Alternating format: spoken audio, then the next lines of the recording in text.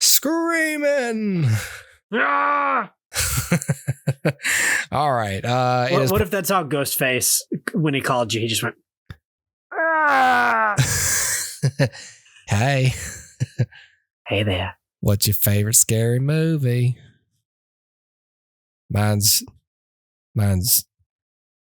It's Pat. If we're being honest, it's none of these Scream movies, is it? No, because they're fun. They're fun. They're more fun. But they're not your favorite scary movie. No. Yeah.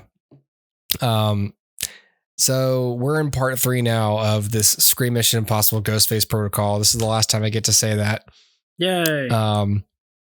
So yeah, we did 2 more of these. If that is of interest to anybody listening, we're talking about the Scream and Mission Impossible franchises, both containing 6 films as of the recording of this podcast. So we did 1 and 2 of each. We did 3 and 4 of each, and now we will do 5 and 6 of each. So I guess I should warn. I know that we're in the third part of these, but I ought to warn that I'm playing trailers for these. So sometimes in the trailers, you're hearing things that might give away plot elements of previous films.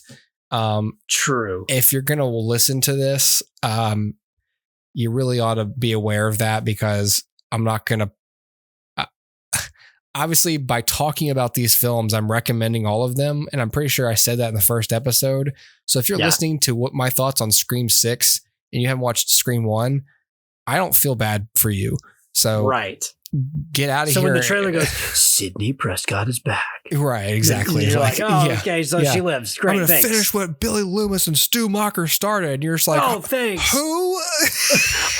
What is this? It's like, all right. You're just going to spoil everything. Yeah, exactly. All right, well, Julia's alive, everybody. Julia's alive. Yes. I'm going to do what Snape did to Dumbledore. Exactly. All right. To spoil other movies. We do. We have in the trailers. Exactly. Yeah. When last we were here, Sidney Prescott had just shot her boyfriend dead and then shot him again. Do you remember when Bruce Willis was dead the whole time? Exactly. You know how Rosebud was a sled? You know the truth about Tyler Durden? All right. Let's get into it. Let's talk about Scream. Hello? It's happening. 3 attacks so far. Do you have a gun? I'm Sidney Prescott. Of course I have a gun. Something about this one just feels different.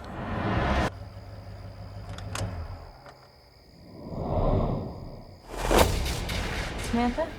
I know who you are. I've been through this a lot. This is your life now, which means that whoever this is going to keep coming for you. You ready for this? Never. Oh, stop! Wait! There's certain rules to surviving. The attacks were all on people related to the original killers. Whatever his link is to our past, it's pulled us all back here. And I won't sleep until he's in the ground.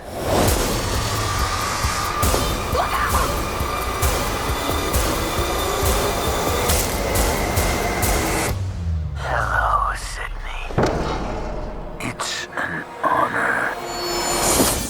Scream, as it's called, even though it's Scream 5. Not Scream, but Scream. So confusing. We're not talking about Scream. We're talking about Scream. And it was abandoned with Scream 6. They were like, okay. It's like, I don't know what their goal was. Like, I don't know. I think at the time it was like, whatever the characters in the film call it, like a requel or something. Yeah. Like it's not like The Force Awakens. It's not really. Yes. Although that's more of a direct sequel. It's a legacy sequel. A legacy sequel. Reboot. And so we're just going to call it the same thing as the original film. And anyway, so Scream 5, that's what I call it. Yeah. Came out in 2022. again, Wes Craven has passed away at this by this time. So we've got new people making the films. We've got the directors, the directing team, Matt Bettinelli Alpin, and Tyler Gillette. I don't know. Matt and Tyler. And written by James Vanderbilt, and I thought that said Gary Busey. Guy Busick. Guy Busick. Can you imagine if the Scream mask wasn't Ghostface? It was just Gary Busey. I think of whenever I see like pictures of Gary Busey yelling, I think of all those melted faces from The Thing that are just frozen in the snow. Yes, correct. They're all just Busey at different ages in his career. Okay. Anyway, I'm sorry. So this is a direct sequel to Scream 4, which came out 11 years prior to it. So Scream 4. That's crazy. Scream 4 came out 11 years after Scream 3, and 11 years later, Scream 5 comes out. Wow. But you basically have a new cast of people. You've got Melissa Barrera, Jenna Ortega, kind of heading up the new cast here. You've also got Mason Gooding, Jack Quaid, and you have returning characters, Marley Shelton, Courtney Cox, David Arquette, and Sidney Prescott herself, Neve Campbell, is in this movie. Yep. Also in this movie is Roger L. Jackson, baby, with that that amazing voice of his. Can I say one thing that I noticed in this film about sort of related to that? There's a moment where Jenna Ortega is walking through her school, and it's like Halloween, so people are dressed up, and very prominently beside her, going up the steps, is someone dressed as Mojo Jojo. Oh, seriously? Oh, yeah, that's amazing! It's awesome. That's great. They know we know. they know we know. That's great. I love that. So we've got new victims here, new killers. What else is there to say? It's this doesn't take. Does this take place in Woodsboro? I'm sorry, I'm completely. Yes. Yeah. Oh, this is the one. Yes, okay, it great. takes place in Woodsboro. Yes. Right. It does. Yeah. Okay, I forgot. There's a cool twist to the ending here that I don't. Well, I'll get into it. Why not? Again, you shouldn't be listening if you haven't seen this. Yeah. So this film, we got new killers who are after our main characters, and we've got all the staples of Scream. We have the phone call at the beginning. Did you say killers? I did say killers. Again, spoiler. There's only been one film where there's one killer, so right. Well, now you just spoiled Scream 6. Well, a Scream. Yeah, well, I did, but I didn't say who it was. I had to think for a second. I was like, did I? No, you're good. You're good. I'm trying to get all the killers straight. There's so many killers. Yeah. Right. There's like 24 killers at this part point. of what I was doing while you were just talking was reminding myself who the killer was in this movie. But yeah, we've got all we got all the Scream stuff happening. We got lots of scenes with characters, addressing like the format of the film that they're in, and therefore what they and we should expect how events to unfold. I really like Scream 5. It's so meta that it's bananas. But I love it so much. Like, the movies know what they are without getting too silly, because they keep the stakes and the violence and the danger very up front. Like, it's never, you never sit there and go, this is dumb. Like, I don't feel like anyone's in danger. Right. Danger is still very present. And decades after, the first film, well, decades, but many years after the first film, and with new directors who aren't Wes Craven, they're still able to keep a lot of tension. And the more it goes on, the more danger they're in of running this concept dry, but they keep finding ways to keep it interesting. For me, this time the killers were a bit more predictable.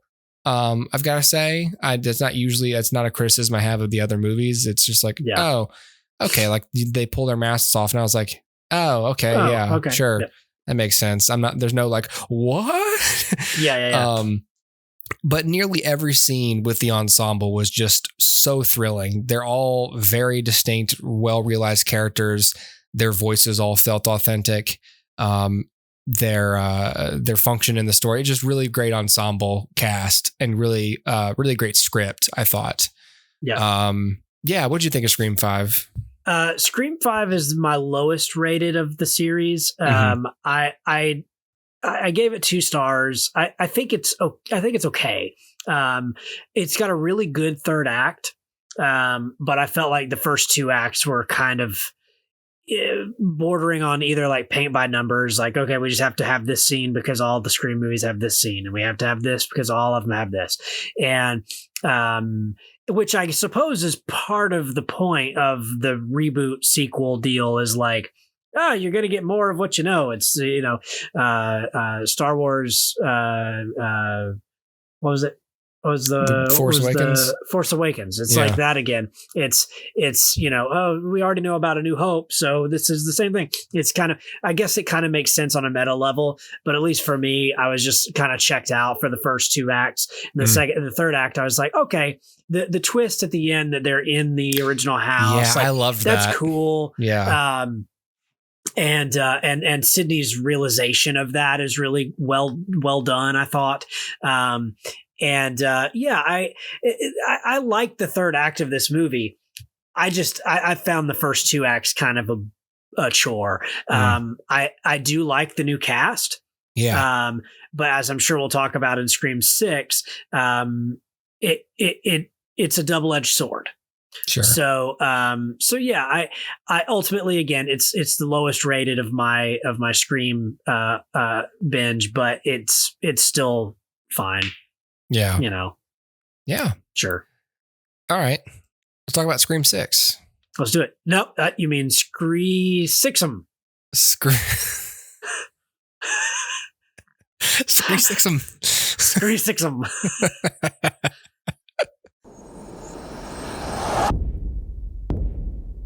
I had this secret. There's a darkness inside of me. It followed me here. And it's gonna keep coming for us. We share a certain history. This isn't like any other Ghostface. What is this place? A shrine. We've got to lure him in. We execute him. Hello. Let's play a game. You know you're like the 10th guy to try this, right? It never works out for the dipshit in the mask. Maybe. But there's never been one like me, Gail.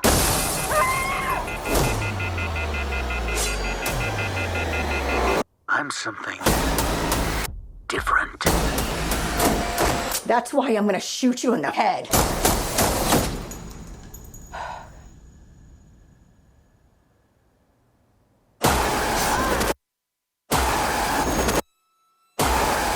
You want me. So let's finish this.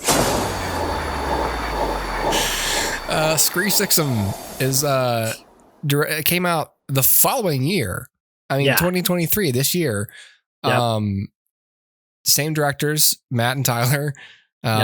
Same writers, James Vanderbilt, Gary Busey. James Vanderbeek and Gary Busey? James Vanderbeek and Gary Busey. Wow. They made a show together also called Dawson's Waking Nightmare. Dawson's Fever Dream. Yes. You've got a lot of the same, again, spoilers. You got Melissa Barrera and Jenna Ortega are back. You've got, I don't remember, I didn't read the entire cast, I don't think, from the other one, or there's not as many people listed on Wikipedia, but a lot of big ensemble cast, a lot of people in here. I was sad that we didn't get more of Samara Weaving, but of course she's killed in the first scene. I was like, oh, cool. I like Samara Weaving. Oh, okay, bye. Yep.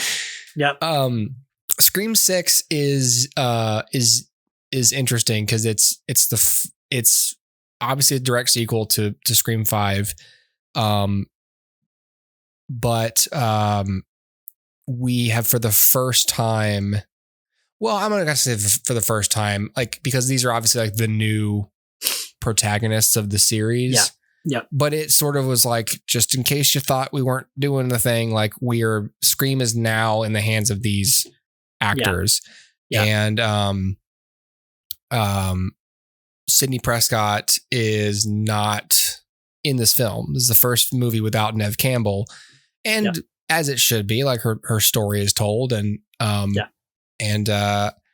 was sad to not have her because I love Neve Campbell. And obviously in the last film, I thought that her character just is obviously at her strongest. And, but there's only so many times that woman should be coming back here. Or should be showing up when there's Ghostface stuff, and risking her life to help people she doesn't know.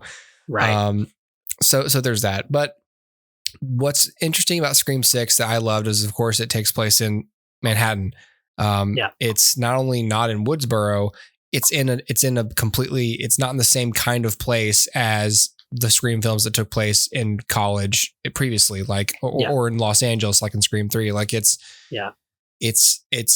a totally different kind of setting. That, you know, people's living quarters are different. So we've got, you know, apartments versus, houses in the middle of nowhere and, or houses in the hills with terrible cell reception and lots of gridlock traffic. You know, it's New York. There's tons of people. There's tons of pedestrians. And obviously with all the stab movies, there's tons of people with Ghostface masks. Right. And for the first time, not for the first time, but kills take place in this movie in the most public places they've ever taken place, I think, in the series. Like usually it's in people's houses. And then in other movies, it's like, well, we'll do a few like on the street. Here, we'll do a couple like in this, you know, after hours building. We might do some on this movie set, or at this barn party, this watch party for Stab. But in this movie, it's like, I'm just going to walk into a populated convenience store and I'm going to try to kill these people, and I'll kill other people who are already here with a knife. It's like, wow, that is scary, because that's, you know, they run to a convenience store and you're like, oh, he's just going to slink away. And he follows them in there. I was like, oh shit, you can't come in here, man. Like, right. You can't be here. This is a place of business. You weren't invited in. You can't cross the threshold. Anyway, so Scream 6. So this one was obviously the most aware of them all, because they know that they're in like not even a requel. Maybe this is the requel and the other one's the reboot. Maybe. Anyway, I like I said, I missed Neve Campbell, but it's really great. It's the requel. I felt like the killer could be anywhere in New York. I don't have, this movie, by the time it ended, I'm still on board for more Scream films. Cause I enjoy these for what they are. After a while, it might be hard to make more than one or two more of these for a bit. But if we are doing what we should be doing and keeping the same writers and directors, I feel like subsequent films are in good hands, because these are making money. They're usually made for around $30 million and they routinely make like $150-ish million. So they're making money for Spyglass and for Paramount. So I see I'm sure they'll keep making them. I'll look at the future in a second, but what did you think of Scream 6? Yeah, I liked Scream 6 more than I liked Scream 5. I gave it 2.5 stars. It may inch closer to 3, but 2.5 is fair. It opens with a bang. I enjoyed the opening kill and then Flash Thompson's kill, and I thought that all of that was handled really well. So I think the new cast is both a good thing and a bad thing. I think it's a good thing because it breathes new life into the franchise. Yeah. It's a bad thing because it runs the risk of making your original characters seem a little callous. And I think that there's a a certain level, like for me, as far as I'm concerned, Nev Campbell's story ended with Scream 3. Right. Scream 4 is a nice little epilogue, but like it ended effectively with Scream 3. The door opens and she doesn't go back to shut it. That's the end of her story. You get the benefit of now, okay, well, we get more Scream movies and here's a new cast, and that's great. It doesn't ruin Sydney's ending. However, by mentioning Sydney and the fact that we know that she's still alive, there is a question of what is she doing? And as these progress, let's say Courtney Cox doesn't come back for the next one or whatever, right. Then eventually you start to realize like these characters, and this is kind of what I put in my Letterboxd review, was taken seriously, taking this world seriously. Sidney Prescott and Courtney Cox's character, Gale Weathers, would be on the front lines of stopping these stab movies from happening and stopping the sales of Ghostface masks. Yeah. And if taken seriously in our real world, if every time a stab movie comes out, there's another murder to base another stab movie off, they would stop making them, regardless if they were making money, because every one of them is fodder for murder, copycats, for actual murder. And if it's proven time and time again, then that I think would stop a studio from making more of these movies. Likewise, I think that there would be tons of parent groups and tons of other groups that would prohibit Ghostface masks from being produced and sold and blah, blah, blah. Not to say you can't still get them, because they would, whatever. But it would, I think that there would be a bigger push for that. So by this movie, you're really starting to stretch my grasp on how seriously I can take these films. Mm-hmm. Now, granted, some of them feel kind of cartoony anyway, so maybe I'm looking for something solid in an area that I shouldn't. Mm-hmm. But my thought is, if by mentioning that Sidney Prescott is out there and there's still all of this happening, then my question is, what is she doing? More than anybody, she and Gale Weathers would be motivated to be working on stopping this from happening. And if they just sit back and let it keep happening to other people, then I start to have a problem with that. And for Gale Weathers' character, who's lost, so much. I mean, they both have, but Gale lost her husband who she loved, and and then the idea that she's still somehow like profiting off of this is like, okay, so there's been no character arc. There's been no true character arc.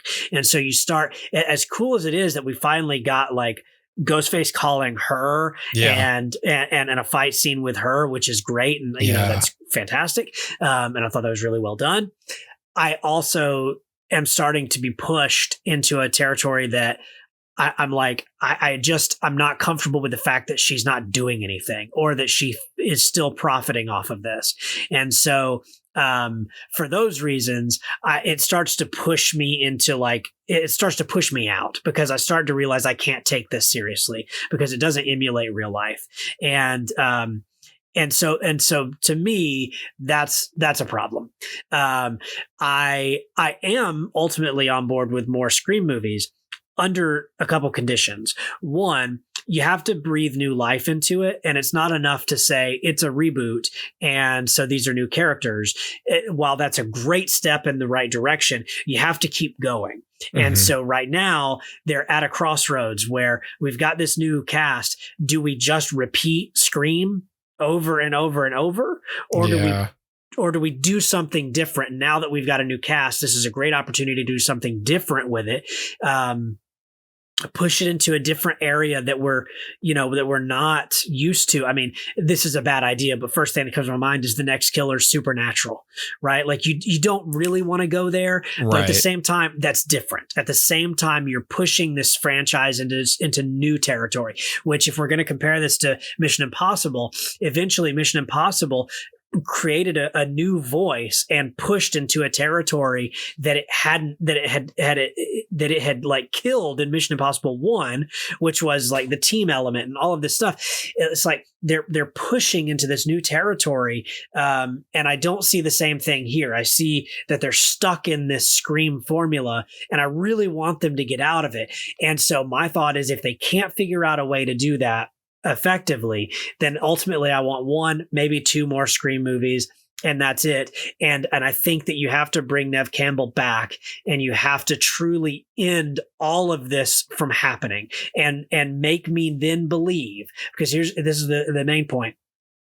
If there's ever going to be an end to the series, then the Scream murders, these stab murders, have to stop happening.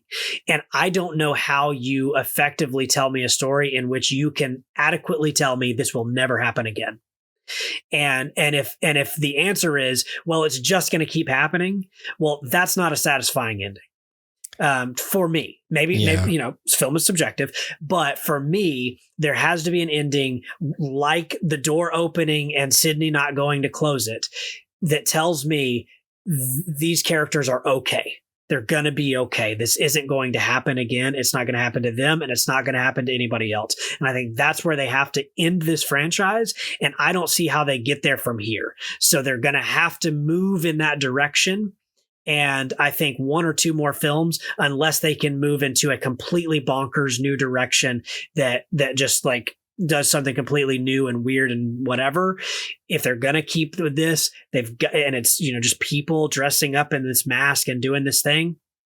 You got to make me believe that there's a proper ending in store for me. And right now I'm not seeing it. So that's kind of my takeaway with the Scream movies is I want to know there's an end in sight. So the directors say they're hopeful for a 7th film in the series, and they'd like to see more movies in the franchise, whether they're involved or not. But they also stated they wanted Neve Campbell to return in future installments, saying we'd love to be able to make another movie with her, and we're not giving up. Yeah. So I think it was a salary dispute for this one. Well, and to be fair, I mean, I don't think they really needed her, and I don't think they need her for everyone, but like there is the idea that like if I'm one of the Ghostface people, then a big part of what would make it stop for me is if there is no more Sidney Prescott. I don't want the franchise to end with her just eventually still being killed by one of these people. Right. But part of you thinks like that's one of the only ways to bring closure to it is, yeah, they find, it finally catches up. Maybe she's not killed by Ghostface, but maybe she dies, maybe sure she still dies. And is able to essentially keep her victory over this without surviving the film. It's possible. Yeah. Yeah. That would just be depressing to an extent. I don't know. Yeah, you're right. Like that's a good thought. My thought too is like for Gail Weathers, I'd love to see like the story of a lifetime, and she just puts her pen down, right? Like, yeah, I'm not. She said, I think it was in 5. She's like, I'm not going to write about this one. And then Screen 6 opens, and they're like, why did you write about this one? Yeah, and it's like, oh, crap, y'all! Like this isn't going anywhere. I'm able to excuse it because she seemed. I mean, I don't mind characters like essentially falling back into old habits, but it does seem to be slowly eating away at her, that she can't seem to shake this instinct to capitalize on tragedy. Sure. But after a while it's like, well, if losing Dewey doesn't break you of that impulse, then it sort of is lazy writing. Maybe your idea is right, and Neve Campbell dies and she doesn't tell the story. Yeah. Right. Maybe that's the Gail survives, and she's like, I'm not going to write I'm not writing that. I'm not writing about this. And that's it. And then you get proper closure for everyone. But you do have to then do some sort of legwork to show me that, like, the Ghostface thing is done. Like, it's passé. Like, you could almost do it like, okay, if we're going to stick with this meta thing, then a new film franchise, shows up that's more popular, right. and they hear about a murderer copycatting that film. Yeah. and it's like, oh, Stab is out, right? Like it's no longer cool. No one watches Stab movies, and they fail at the box office, and the studio stops making them. But the new franchise is the new thing, and so it's like, oh, okay, so there's no more of this, and Sydney, is dead or whatever, and like the whole thing's over. And it's over because of money.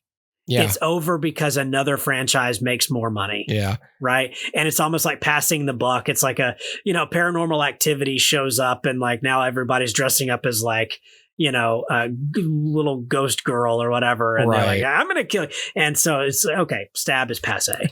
Right. That's a good thought. That's interesting. You cut to like two guys podcasting in their living rooms, and they're like, and they're like, yeah, so the latest Stab movies are terrible, and no one likes Stab anymore, and they failed at the box office. But the new thing is, and it's like, I really love Shoot. Yeah, Shoot is great. Oh yes, Shoot is all the rage. I would love it if you and I could be the people who make that cameo as the podcasters. That'd be great. Like, I can't believe I have to give this 1 star, but I've lost my taste for these movies. This is terrible. I hate these movies now. They've jumped the shark. Ever since Rian Johnson directed it, it was terrible.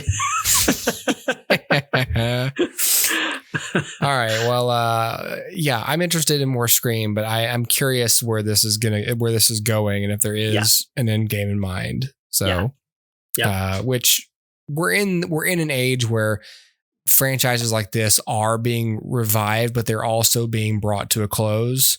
Yeah. Like Mission Impossible is doing it, and, X-Men and look, and it is partially in right now to bring closure to these stories. So maybe Scream's coming, Yeah. Right. All right. Yep.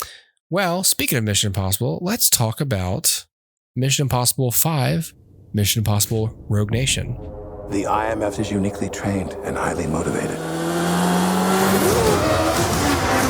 Specialist without equal, immune to any countermeasures. But it is an agency of chaos. The time has come to dissolve the IMF. Now, I want you to choose your next words very carefully. Where is Hunt? Last I heard, he was tracking the syndicate. How come the CIA has never discovered any intel regarding this syndicate? You want the polite answer or the truth?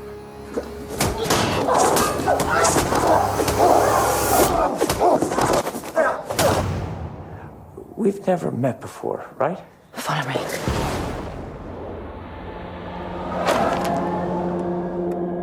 Benji. Ethan, where are you? The syndicate is real. A rogue nation trained to do what we do. An anti-IMF. They're coming after us with everything they've got. You ready? This may very well be our last mission. Let's make it count. So what's the play? You want to bring down the syndicate? It's impossible.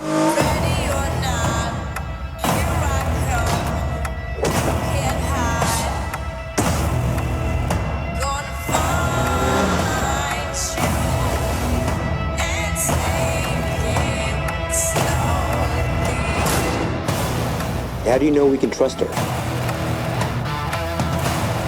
Desperate times. Desperate measures. You have your seatbelt on? You asking me that now?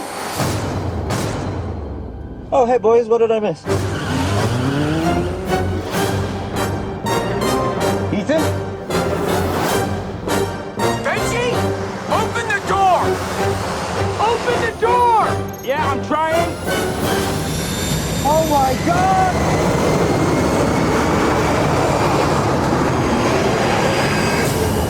The other door! Directed by Christopher McQuarrie, or screenplay by Christopher McQuarrie, story by McQuarrie and Drew Pearce, and got a great cast. We've got Tom Cruise, Jeremy Renner's back, Simon Pegg is back, Ving Rhames is back. And we've got the addition of some new people. We've got Alec Baldwin in this film for the first time. Yep. We've got Sean Harris as the Solomon Lane, the leader of this notorious like syndicate, this anti-IMF organization of spies. And we have the very welcome introduction of Rebecca Ferguson as Ilsa Faust. Yes. Rogue Nation is essentially about Ethan Hunt and the team's quest to bring down, identify and bring down this syndicate, which is an organization that most intelligence apparatuses don't even acknowledge exists, and so it's just it's a mission, whatever. It's a Mission Impossible plot. This is my favorite Mission Impossible film. Oh, cool. I love Rogue Nation. I really, for a lot of reasons, like I love Christopher McQuarrie. This movie just feels really, really tight. I love that they fully embraced Ethan's obsessive nature. I love the syndicate as villains that, you know, especially compared to like other villains who are like, man, I'm going to launch a nuclear man. I'm going to blow it up. It's like, they're just so much more nihilistic. Like, we're just going to allow this government to collapse because it'll make us money. Like it's not like a big, stop the bomb. It's like, how do you stop an organization where we don't even know how many people are a part of it or what their base of operations is, and everything's online, and what do we do? You know, I love the stunts. Stunts in this movie are fantastic. I love the real motorcycle riding by Tom Cruise. I love the stunt driving. I love the even though it's like, you know, it's on a set and a green screen. Like, I love the underwater sequences because I know how hard they worked to make them happen. The side of the plane stunt is great. There's just so little filler in this movie. The script is so tight. And I think only Christopher McQuarrie has understood that to this point where other people haven't. And it's tight without being light on characterization. You still got characters here who feel like they're getting moments, who feel like they're being fleshed out, and they're not just sitting there reading lines. There's a whole lot of drama in this movie between the characters. And I love Ilsa Faust. I'll paste in the show notes those YouTube links that I sent you and to other people, the Patrick H. Willems videos about, you know, his take on Mission Impossible and how they're a reflection of Tom Cruise and Tom Cruise's attitude towards making movies, which is this relentless obsession with giving everything he has to make the best cinematic experience possible. And what these movies do so well is emphasize or highlight this resurgence and this insistence on, we're going to shoot on film. We're not shooting on digital. We're shooting on film. We're going to use as little CGI as we can. And we're going to go to real locations and actually shoot around the world and work with wires and stunt coordinators to deliver an amazing experience where so much of the movie is in camera. And we're able to do that because our producer star is a fucking maniac. And he in the best way possible. And he's fine with strapping himself to a plane and risking blinding himself with debris to deliver this amazing sequence. And the reason I love Ilsa Faust so much, not only is Rebecca Ferguson, like, just as a performer, this perfect mix of mysterious and beautiful without being sexualized. And also you feel most of the film like you just can't trust her. Like, her allegiances by every scene she's in, you're like, oh wait, is she good? Oh, she's in it for herself. Well, is she in it for herself? Okay, why is she in it for herself? Well, is she in it for herself? Like, you're questioning her loyalty and her allegiance the entire film, and she plays it just so mysteriously. It's just so brilliant. And I think Patrick Willems describes her as the female Ethan Hunt. Like, she can do everything he can do. She's equally obsessed with the gig in a way, not to the extent that he is. She's a little bit more of a normal person than him, but she is equally just like him. She's a little bit ahead of him in a way. Like she needs this kind of work too, because her work defines her. But even she in this film is like, why don't we just leave? We could just go. Yeah. Like other people are going to step, there's always going to be a fight to fight, and other people are going to step up and do it. We've given our time, and we've paid our dues, and it's time for us to be allowed to step aside and let somebody else save the world. Yeah. And I really love the arc and that element introduced to Ethan Hunt in this movie, because it feels like something's actually happening with his character through her character. And I just think they're just such great foils and teammates. Like them teaming up is the best thing ever. And I love it so much.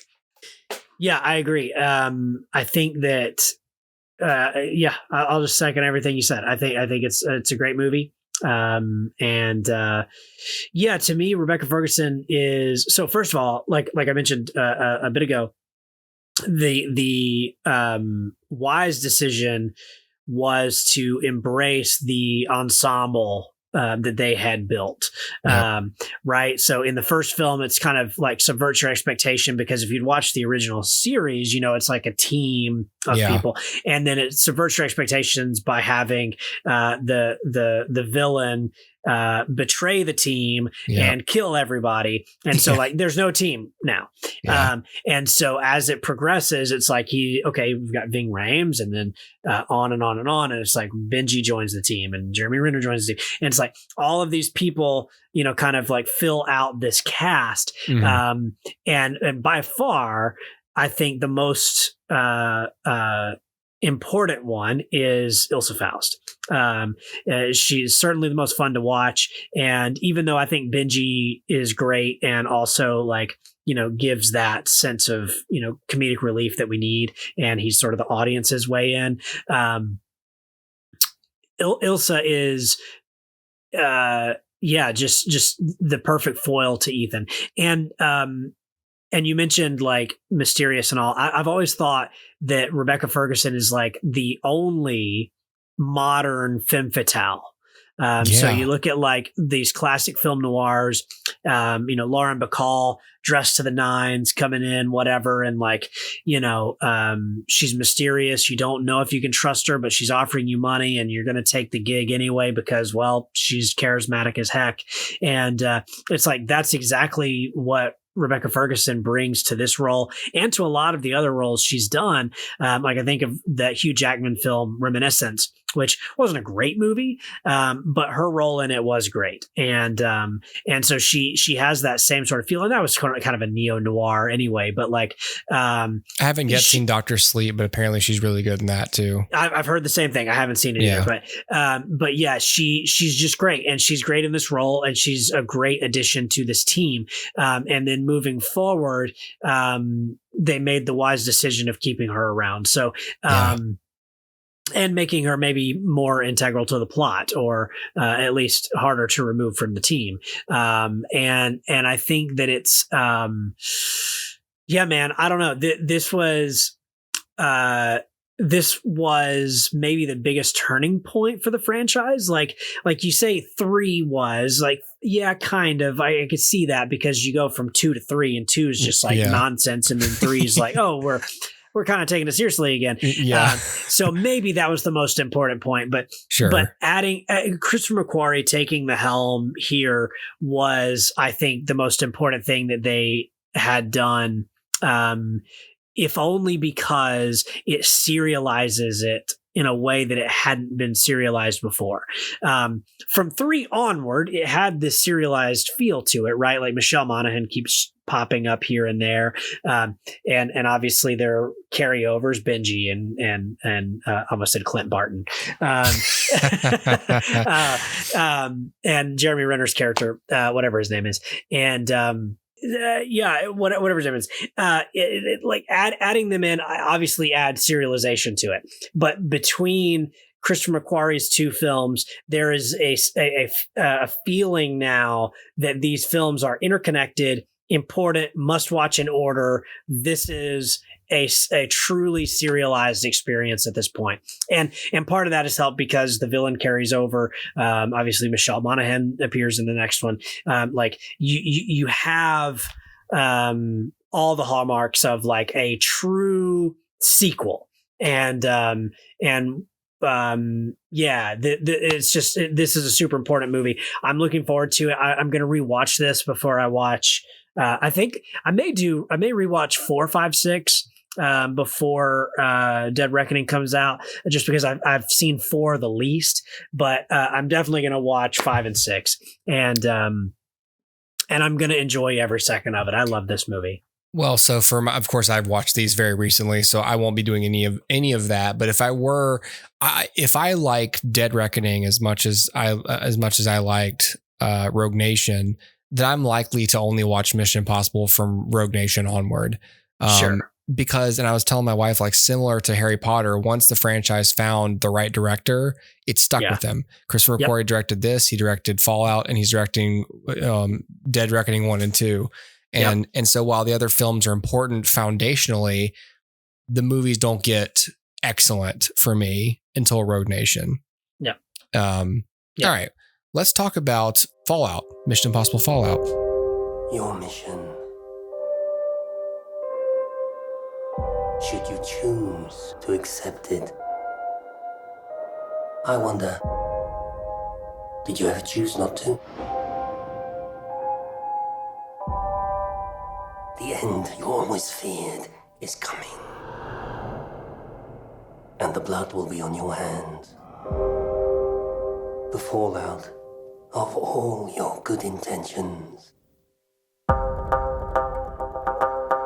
You had a terrible choice to make in Berlin. One life over millions. And now the world is at risk. This is the CIA's mission. If he had held on to the plutonium, we wouldn't be having this conversation. His team would be dead. Yes, they would. That's the job. Get down with the victims. We both know you need them. Stuck in the middle of all irrelevance. You don't understand what you're involved in. You need to walk away. Please don't make me go through you. How many times has Hunt's government betrayed him, disavowed him, cast him aside? How long before a man like that has had enough? You can't fight the friction. So, you can't take the pressure.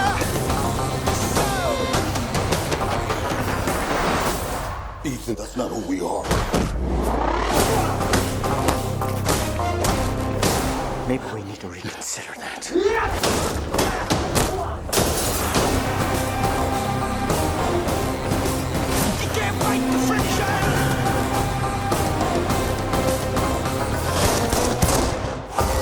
Which was 3 years later, 2018. This might be one of the shortest gaps between films. Yeah. So they're really cranking them out at this point. Again, written, directed by Christopher McQuarrie, Tom Cruise, Ving Rhames, Simon Pegg, Rebecca Ferguson, Sean Harris back still, and Alec Baldwin. And then we've got the addition in here of Henry Cavill. Yes. And we've got the addition of Angela Bassett. And of course, Michelle Monaghan turns up in this film. Yep. So I didn't like Fallout as much as Rogue Nation, but I can't put my finger on why. So it's not really like I can't pinpoint my case. When we were rewatching this was the only one that I nodded off during, and I don't know why. And I think it just because there's a lot of settling and quiet in this movie. It's different from Rogue Nation. Rogue Nation is so relentless and so dynamic and so fast and just so like, oh my God, things are happening. There's no time.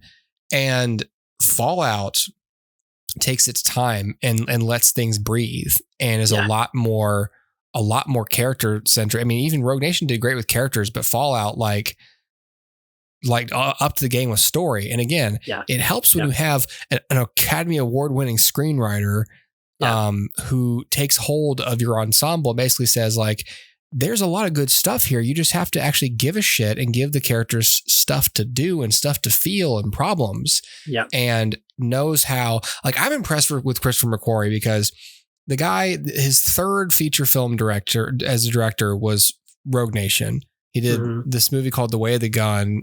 And then in like 2012, the first Jack Reacher film with Tom Cruise. And for his, I mean, for a guy who starts as a writer to somehow, I say somehow not to knock his prowess, but just somehow decides, oh, I think I'd like to direct, and then is like really good at it. Yeah, right. It's like, oh, that's great. I love that, you know?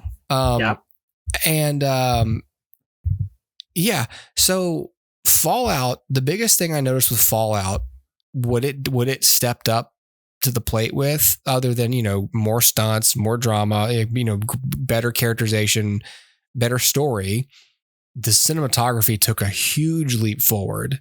Yeah. In this film. It's gorgeous. Yes. It's so gorgeous.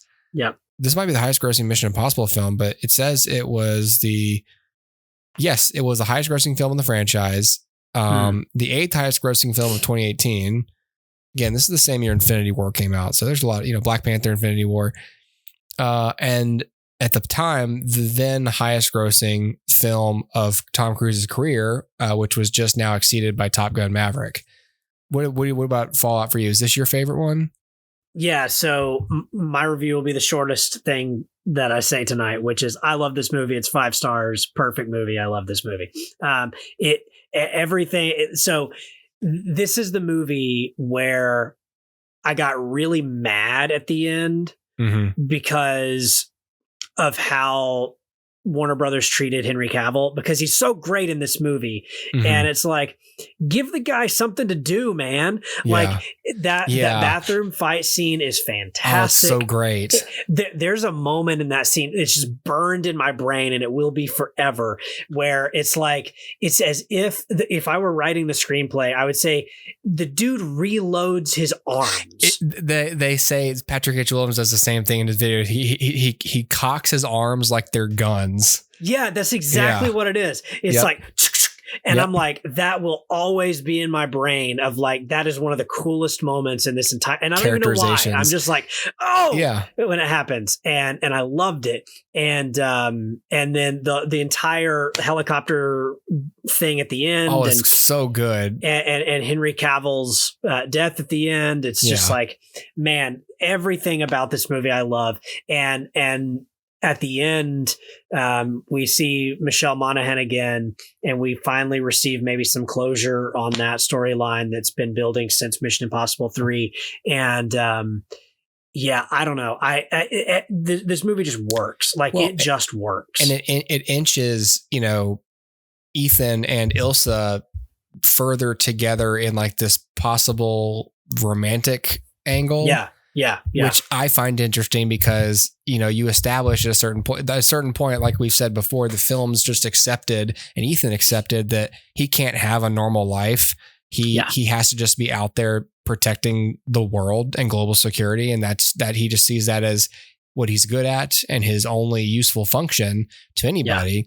Yeah. And the only exception here is someone comes along who's just like him and knows his world. And suddenly he's like, and he's drawn to her, and he maybe doesn't even understand why, other than like, wow, you understand the things I understand. And in Rogue Nation, there's chemistry. And so you're like, oh man, they'd be pretty good together, wouldn't they? And then like in this film, you start to have them, her especially, like considering that, like once Julia pops up, she's like, who? Yeah. Who is that? He was married. Is that her? Yeah. Okay. She's pretty, I guess, you know, like just there's an obvious attraction to Ethan from Ilsa, and you have to wonder, like, will that come to a satisfying or a heartbreaking conclusion, you know? And that's part of what's great about the drama, you know? Yeah. Well, it's like you said, it's a screenwriter who said, okay, what we have is an invincible superhero who has no character really beyond just getting the job done. Yeah. And then he says, you know what? Like, of course, JJ built on that a little bit, but like, then it's like Christian McQuarrie just sat down and said, what makes him tick? How do I push him to his limits? How we break him open? Where do I want him to go? Yeah, where do I want him to go? And it's almost like I could just imagine this conversation with Tom Cruise was like, look, I want Ethan to do something.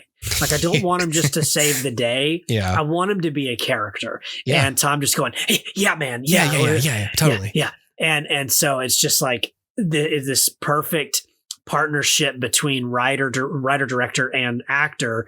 And yeah, man, it blows me away that I feel like I say this a lot, but like, it blows me away that when you take your characters seriously and you seriously consider what they would be doing in life, right? Like what pushes them to their limits, get them beyond those limits even, and give them an actual character arc. That goes a long freaking way. Yeah. And you can cover a multitude of sins if the story is so good like that. Like, this movie could have been, it isn't, could have been ugly, could have been poorly acted by all the supporting cast members. Right. And as long as that protagonist is as cared for as he is here, it would have still been an okay movie. Right. But it's just like, no, I'm going to care about everything. It's going to be the best looking movie, the best sounding movie. Yeah. It's going to be the best cast that we've ever had. And we're going to have great performances. Exactly. Yeah. And yeah, man, it's mind blowing to me. This is the thing that shocks me the most.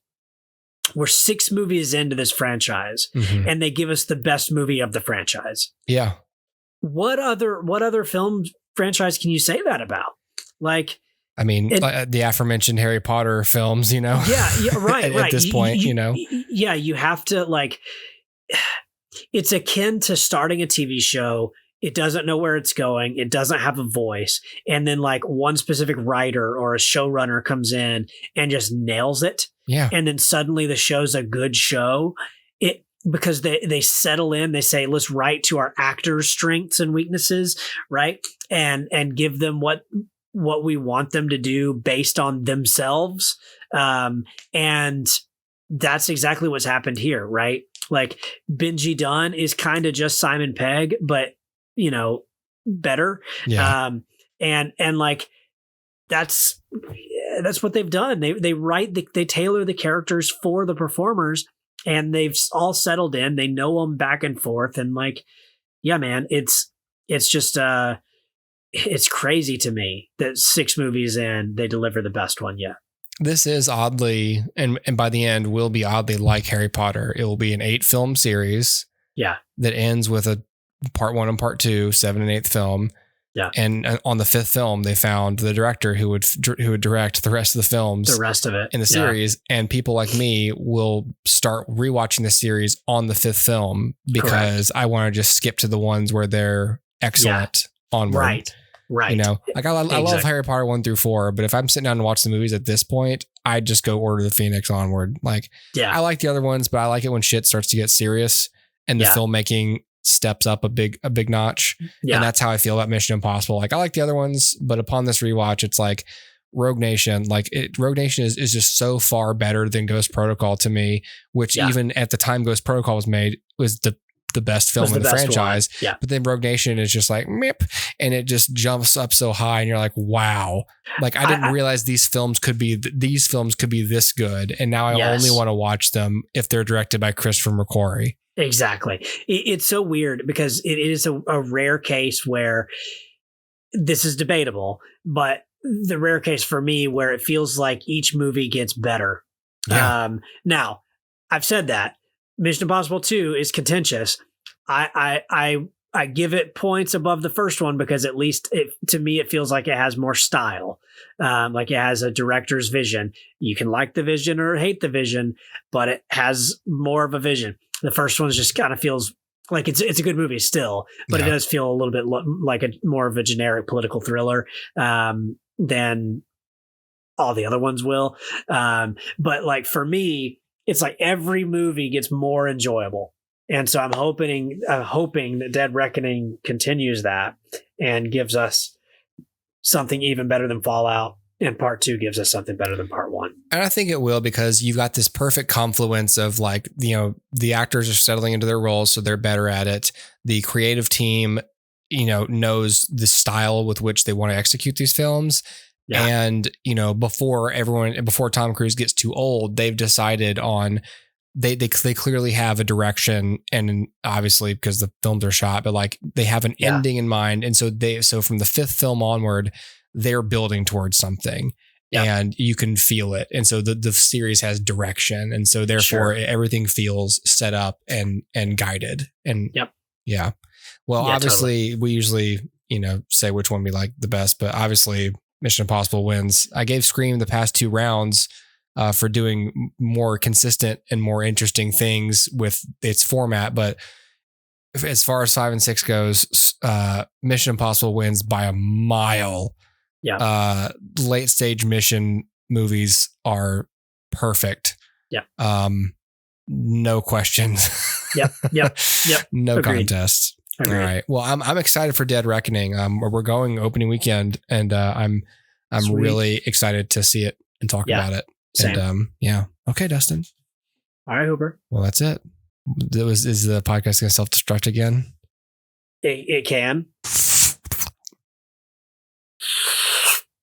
That's the sound. You know what? You know, like in school, they'd be like, "Hey, Dustin, there's something in your hair," and then like they do that thing where they pretend to spit on the back of your head. Oh yeah. Is that just like shaping air with your tongue or something? Yeah, pretty much. It's just like you block all the air with your tongue and then let it go all at once. Oh. So it's like, that always got me. I was like, are you fucking serious? Did you spit in my hair? Yeah. What's the matter with you? Wow. Yeah, Punch. yeah, exactly. And my left took you did the Henry Cavill arm cocking.